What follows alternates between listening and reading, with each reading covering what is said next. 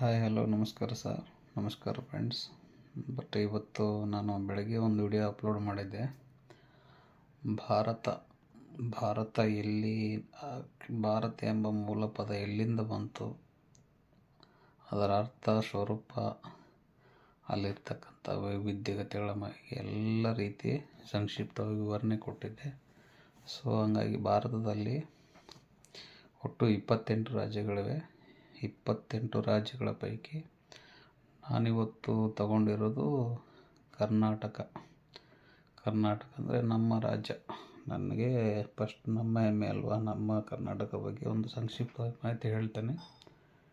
ಇಷ್ಟವಾದರೆ ಲೈಕ್ ಮಾಡಿ, ಶೇರ್ ಮಾಡಿ, ಸಬ್ಸ್ಕ್ರೈಬ್ ಮಾಡಿ. ಕರ್ನಾಟಕ ಎಂಬ ಪದ ಎಂಬುದು ಕರ್ನಾಡು, ಕರು ಪ್ಲಸ್ ನಾಡು ದಿಂದ ಬಂದಿದೆ. ಇದರ ಅರ್ಥವೆಂದರೆ ಎತ್ತರದ ಭೂಮಿ ಇಲ್ಲ ಎತ್ತರದ ಪ್ರಸ್ಥಭೂಮಿ. ಇದು ಪಶ್ಚಿಮ ಮತ್ತು ಪೂರ್ವ ಘಟ್ಟಗಳ ಡೆಕ್ಕನ್ ಪ್ರಸ್ಥಭೂಮಿಯಲ್ಲಿದೆ. ಎಲ್ಲಿಂದರೆ ಪಶ್ಚಿಮ ಘಟ್ಟ ಮತ್ತು ಪೂರ್ವ ಘಟ್ಟಗಳ ಡೆಕ್ಕನ್ ಪ್ರಸ್ಥಭೂಮಿಯಲ್ಲಿದೆ. ಇನ್ನೊಂದು ಸಿದ್ಧಾಂತದ ಪ್ರಕಾರ ಕರ್ನಾಡು ಅಂದರೆ ಕಪ್ಪು ಮಣ್ಣು, ಅಂದರೆ ಫಲವತ್ತಾದ ಮಣ್ಣು.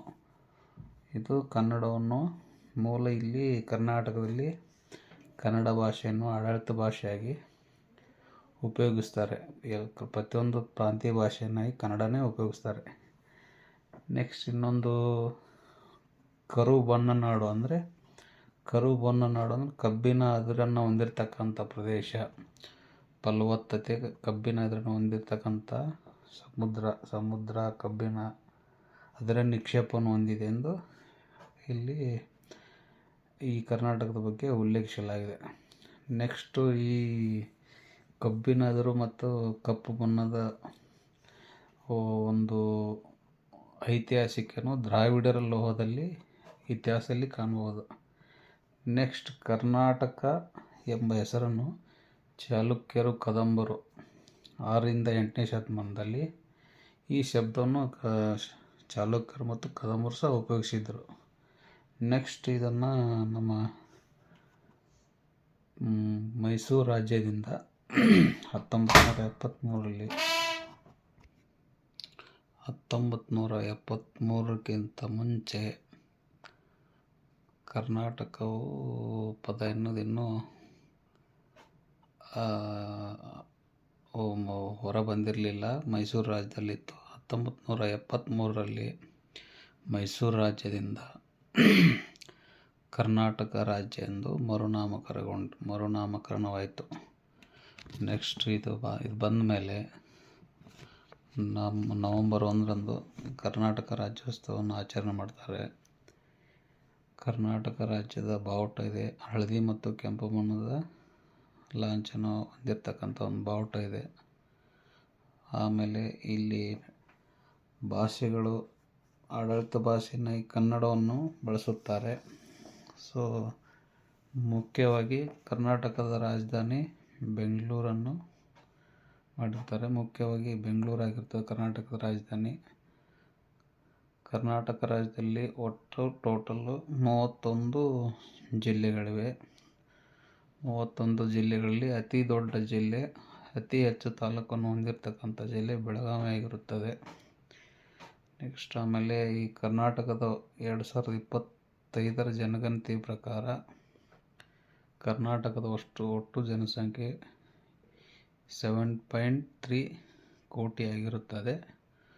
ನಂತರ ಇಲ್ಲಿ ಕುಡಿಯುವ ನೀರಿಗೆ ಕಾವೇರಿ ನದಿಯ ನೀರಿನ ಮಟ್ಟವು ತುಂಬ ಒಳ್ಳೆಯದಾಗಿರುತ್ತದೆ, ಚೆನ್ನಾಗಿರುತ್ತದೆ. ಈ ರೀತಿ ಹೇಳಿ ಸಂಕ್ಷಿಪ್ತವಾಗಿ ಕರ್ನಾಟಕ ರಾಜ್ಯದ ಮಾಹಿತಿಯನ್ನು ತಮ್ಮ ಮುಂದಿಟ್ಟಿರುತ್ತೇನೆ.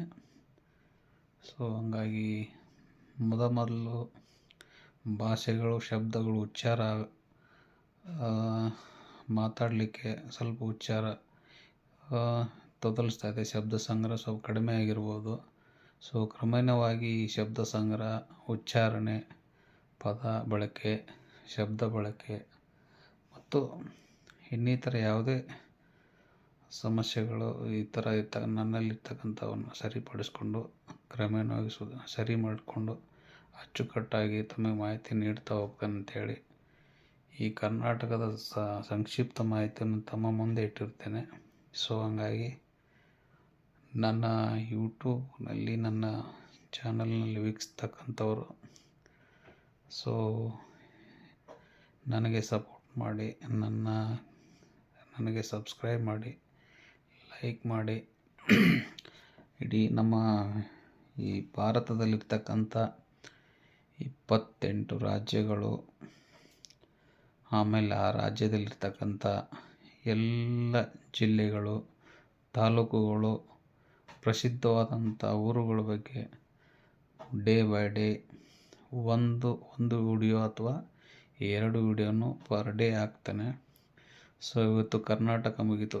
ನೆಕ್ಸ್ಟ್ ನಾಳೆ ಒಂದು ಸ್ಟೇಟ್, 28 ಸ್ಟೇಟ್ ಆದಮೇಲೆ ಎಲ್ಲ ಜಿಲ್ಲೆಗಳ ತಾಲೂಕನ್ನು ತಗೊಳ್ತಾನೆ.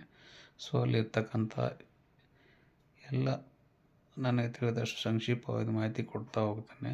ಸೊ ಹಂಗಾಗಿ ಸಪೋರ್ಟ್ ಮಾಡಿ, ನನ್ನ ಚಾನಲ್ ಸಬ್ಸ್ಕ್ರೈಬ್ ಮಾಡಿ ಅಂತ ಹೇಳಿ ಗುಡ್ ನೈಟ್, ನಮಸ್ತೆ.